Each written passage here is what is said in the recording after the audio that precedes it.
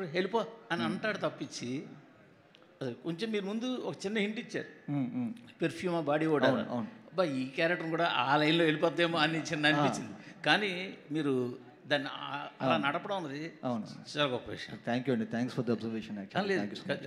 Character రాసుకున్నది పర్టికులర్గా. అయితే ఒకటే అనిపించింది, అందరి దగ్గర వచ్చిన కొంచెం చిన్న కాబట్టి సినిమాటిక్ లిబర్టీ ఎక్కువ తీసుకున్నారు, అలాగనే లాజికల్ దాటి తీసుకున్నారు కొంచెం అన్న ఒక కంప్లైంట్ ఉంది. దాని మీరేమంటారు? ఎక్కడండి, ఏ విధంగా? సినిమా కథలో కానీ ఇప్పుడు సోకులపాలెం అన్నది ఎక్కడ ఉందా ఏంటా అన్నది పక్కన పెడితే, వాళ్ళు అంత బాధపడుతూ కూడా అక్కడే ఉండడము, అతనికి అందుబాటులోనే ఉండడము అన్నది ఒకటి. ఖాన్ సార్ ఎక్కడ ఉంది సార్? సార్ యాక్షన్ ఫిలిమ్స్కి, అడ్రిలిన్, బిగ్ స్క్రీన్ ఎక్స్పీరియన్స్కి సోకులపాలెం ఎక్కడ ఉంటుంది? ఓల్డ్ సిటీలోనా, న్యూ సిటీలోనా? నేను అంటున్నది సార్, ఇప్పుడు సినిమాటిక్ లిబర్టీ అంటున్నాను, సినిమా కథ హైదరాబాద్లో జరిగినట్టు చూపించారు కదా. మీ పాయింట్ అర్థమైంది.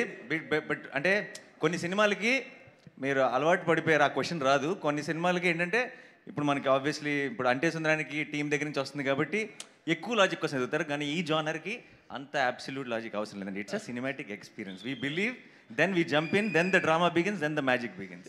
Thank you. Danayya garu sir, చాలా సినిమాల్లో హీరో విలన్ కొట్టుకుంటారు సార్. హీరో దగ్గర గన్ ఉంటుంది, విలన్ దగ్గర ఏముండదు. కాల్ చేస్తే ఇంటర్వెల్తో అయిపోతుంది సినిమా. చివరి దాకా ఎందుకు రన్ అవుద్ది? అదే ఇందులో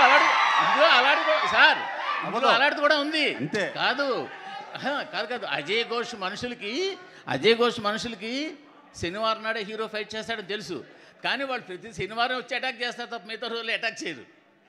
ఆ సినిమాటిక్ లిబర్టీ గురించి మాట్లాడా సార్. మిగతా రోజులు అటాక్ చేస్తుంటే పారిపోతూ నాన్నకు ఒకసారి పడింది, అక్కకు ఒకసారి పడింది, ఫ్యామిలీ అంతా ఎఫెక్టెడ్ అని చెప్పాం మొత్తం. ఇప్పుడు సో డెఫినెట్గా I think first Sai Kumar గారు చెప్పే స్టోరీ అంతా ఇదే. వారం అంతా బిక్కుమని బతుకుతూ సాటర్డే రోజు వెళ్ళి ఈడేం చేస్తాడా, దానివల్ల అందరి మీద ఎఫెక్ట్ పడుతుంది అన్నది. సార్ దానయ్య గారు మీకే సార్. నాకు తెలియదు సార్, నన్ను అడగండి.